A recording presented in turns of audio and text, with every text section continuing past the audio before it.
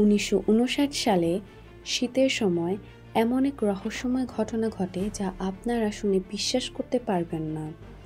রাশিয়ার ইউরাল পর্বতে 9 জন অভিজ্ঞ পর্বতারোহী ট্রেকিংয়ের জন্য প্রস্থান করেছিলেন, কিন্তু তারা জানতই না যে তাদের এই অভিযান অন্তিম অভিযান হতে চলেছে।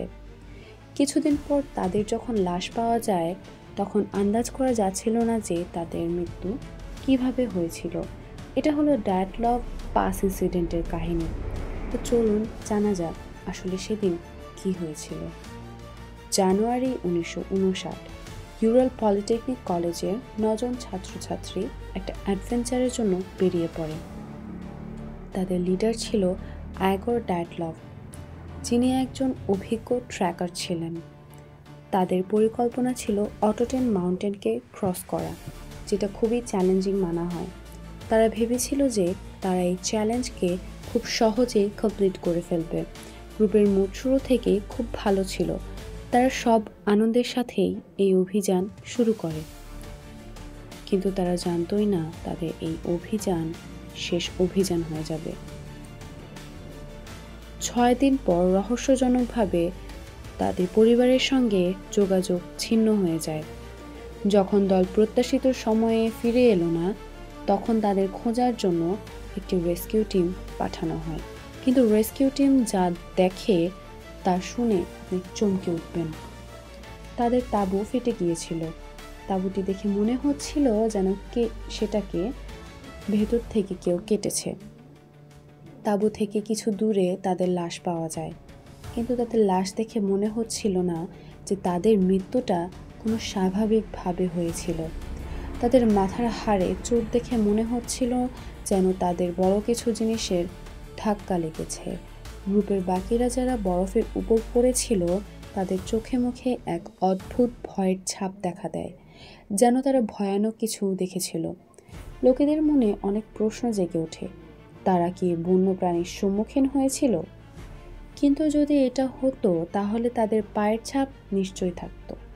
অনেকে এটাও মনে করেন যে এটা কোনো মিলিটারি এক্সপেরিমেন্টের পরিণাম হতে পারে। আবার কেউ কেউ মনে করেন এলিয়েন তাদের দিকে মিলেছে।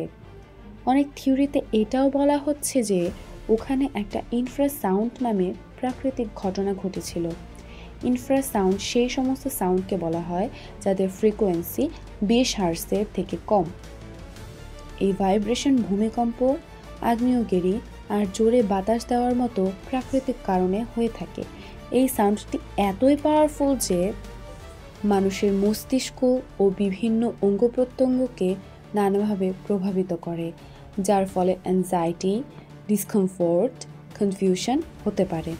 কিন্তু এই জন্য তাদের মৃত্যু হতে পারে না। সেই জন্য এই থিওরি মানুষ তেমন গুরুত্ব দিচ্ছে না। অনেকে এটাও মনে করছেন যে তাদের মৃত্যু তুষারপাতের কারণে হয়েছিল, কিন্তু তাদের শরীরে আঘাত তুষারপাতের সঙ্গে কোনোভাবেই সামঞ্জস্য না, এবং তারপর রাশিয়া এই কেসটিকে ক্লোজ করে দেয় আর বলেন যে তাদের মৃত্যু কোনো প্রাকৃতিক কারণেই হয়েছে। কিন্তু এই জবাবটি কারোর জন্য সন্তুষ্টজনক ছিল না। সেই জন্য 2019-এ এর ওপর আবারও ইনভেস্টিগেশন শুরু হয়, এবং 2021-এর সময় তারা এই পরিণামে আসেন যে তাদের মৃত্যু তুষারপাতের কারণেই হয়েছিল। তারা যখন তুষারপাত দেখেছিল, তখন তারা তাড়াহুড়ো করে তাঁবু থেকে গরম কাপড় নিতে ভুলে গিয়েছিল। তার ফলে যারা তুষারপাত থেকে বেঁচেও গিয়েছিল, তারা ঠান্ডার কারণে মারা যায়। কিন্তু আজ পর্যন্ত ডায়াটলগ পাস ইনসিডেন্ট একটা রহস্য। প্রতিটা থিওরি একটা নতুন প্রশ্নের জন্ম দেয়।